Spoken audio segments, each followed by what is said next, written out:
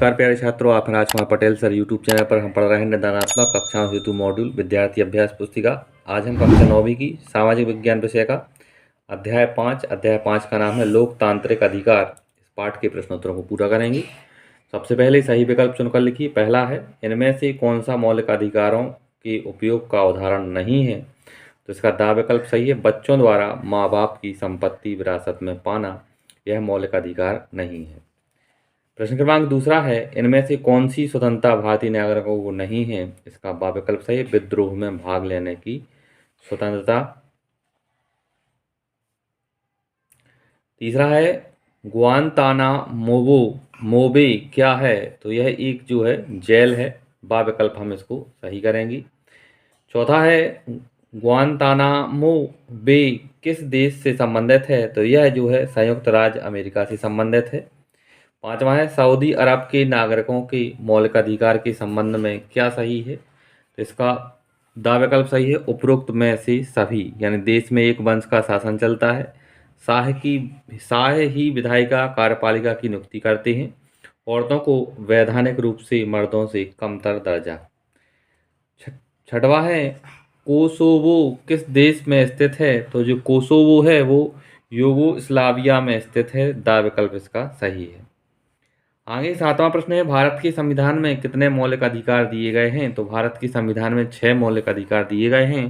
पहला विकल्प इसका सही है। प्रश्न दूसरा है, रिक्त स्थान की पूर्ति कीजिए। पहला है, किसी कारखाने या खदान में खालिस्तान वर्ष तक के बच्चे काम नहीं कर सकते।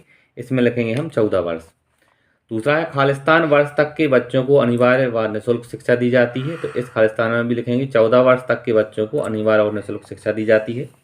तीसरा है, संपत्ति का अधिकार खालिस्तान है। तो संपत्ति का जो अधिकार है वो संवैधानिक अधिकार है। चौथा है, निजता का अधिकार खालिस्तान अधिकार है। तो निजता का जो अधिकार है वो मौलिक अधिकार है। पांचवा है, एमनेस्टी इंटरनेशनल का अर्थ खालिस्तान है। तो इस एमनेस्टी इंटरनेशनल का अर्थ है एक अंतर्राष्ट्रीय संगठन जो मानवाधिकारों की रक्षा के लिए काम करता है। ये एमनेस्टी इंटरनेशनल जो है एक अंतर्राष्ट्रीय संगठन है जो मानवाधिकारों की रक्षा के लिए काम करता है। तीसरा है, सत्य असत्य कथन लिखिए।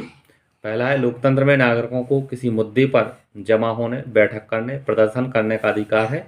यह कथन सत्य है। दूसरा है, सूचना का अधिकार मौलिक अधिकार है। यह कथन भी सत्य है। तीसरा है, भारत दुनिया का सबसे बड़ा लोकतंत्र है। यह कथन भी सत्य है। चौथा है, लोकतंत्र में शासकों का चुनाव जनता करती है। यह कथन सत्य है। पांचवा है, संविधान में किसी भी व्यक्ति को उसके जीने के अधिकार और निजी स्वतंत्रता से वंचित नहीं किया जा सकता। यह कथन भी सत्य है। हम यहाँ प्रश्न क्रमांक तीसरे में जो है पांचों कथन सत्य हैं। आगे देखें, प्रश्न चौथा है, सही जोड़ी बनाइए। खंड काश को हमें खंड खा से मिलाना है।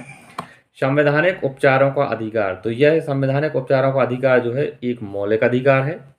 दूसरा है, वोट देने का अधिकार। तो जो वोट देने का अधिकार है ये संवैधानिक अधिकार है। आगे है बेगार। बेगार जो होता है जबरन काम कराने को बेगार कहा जाता है।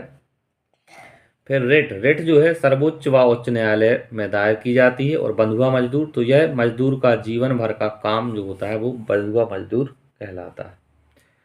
आगे है प्रश्न पांचवा, एक शब्द वाक्य में उत्तर दीजिए। एक शब्द या वाक्य में उत्तर लिखना है। अपने धर्म का प्रचार करने की स्वतंत्रता, तो यह धार्मिक स्वतंत्रता का अधिकार है। दूसरा है, जीवन का अधिकार, तो यह स्वतंत्रता का अधिकार है। छुआछूत की समाप्ति, यह समानता का अधिकार है। आगे है बेगार पर प्रतिबंध, तो यह भारतीय संविधान का अनुच्छेद 23 मानव तस्करी, बेगार और इसी प्रकार के अन्य बलात् श्रम के प्रकारों पर प्रतिबंध लगाता है। पांचवा है, मौलिक अधिकारों को छोड़कर भारतीय नागरिकों के किन्हीं 2 अन्य अधिकारों का उल्लेख कीजिए। इसका उत्तर है समानता का अधिकार और दूसरा है सूचना का अधिकार। छठवां है, पंथ निरपेक्ष से तात्पर्य है। इसका उत्तर है भारत सरकार धर्म के मामले में तटस्थ रहेगी। सातवां है, समता से तात्पर्य है। तो बिना किसी भेदभाव के हर व्यक्ति को समान अवसर प्रदान करने के उपबंध को समता का अधिकार कहा जाता है।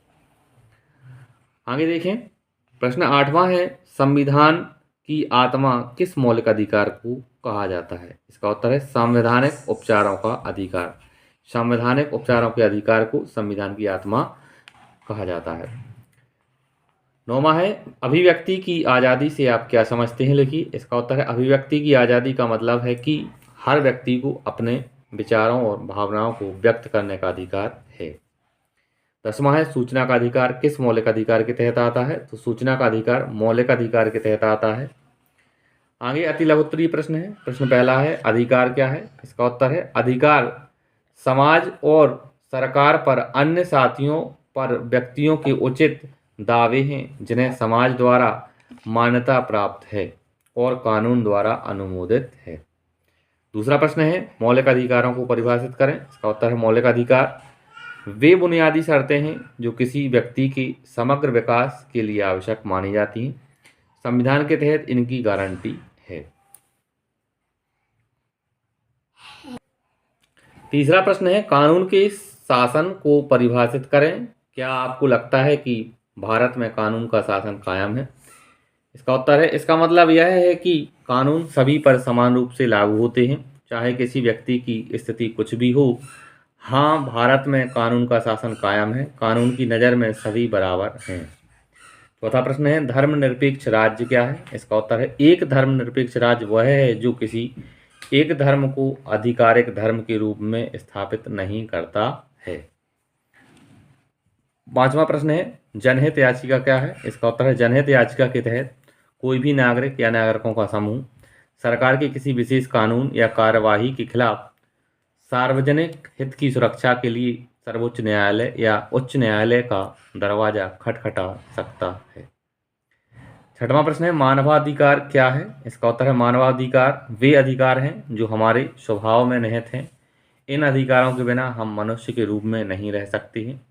मानवाधिकार हमें अपने मानवीय गुणों, बुद्धि, प्रतिभा और विकास की अनुमति देता है।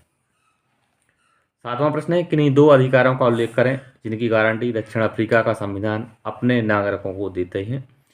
इसका उत्तर है निजता का अधिकार ताकि नागरिकों या उनके घर की तलाशी ना ली जा सके, उनकी फ़ोन टैप ना किए जा सकें, उनका संचार ना खोला जा सके। आठवां प्रश्न है समानता के अधिकार के किन्हीं दो अपवादों का उल्लेख करें। इसका उत्तर है राज्य महिलाओं और बच्चों के लिए कोई विशेष प्रावधान कर सकता है। राज्य पिछड़े वर्ग के सदस्यों के लिए कुछ पद आरक्षित कर सकता है। आगे है लघुत्तरीय प्रश्न। प्रश्न क्रमांक पहला है भारत एक धर्मनिरपेक्ष राज्य है, उदाहरण देकर पुष्टि कीजिए। इस प्रश्न का उत्तर छात्रों आप इस वीडियो क्लिप के माध्यम से वीडियो को रोक के पूरा लिखेंगे।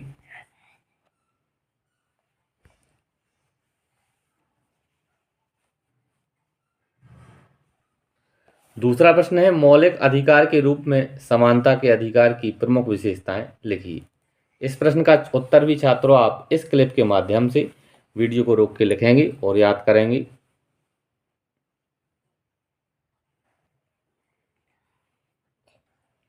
इस प्रकार से आगे के प्रश्न जो हैं छात्रों, इन प्रश्नों के उत्तर आप खुद स्वयं पुस्तक से खोज कर लिखें। छात्रों अगर आपको वीडियो अच्छा लगे तो आप हमारे चैनल को सब्सक्राइब करें और वीडियो को लाइक करें और अपने दोस्तों के साथ शेयर करें। धन्यवाद। जय हिंद। वंदे मातरम।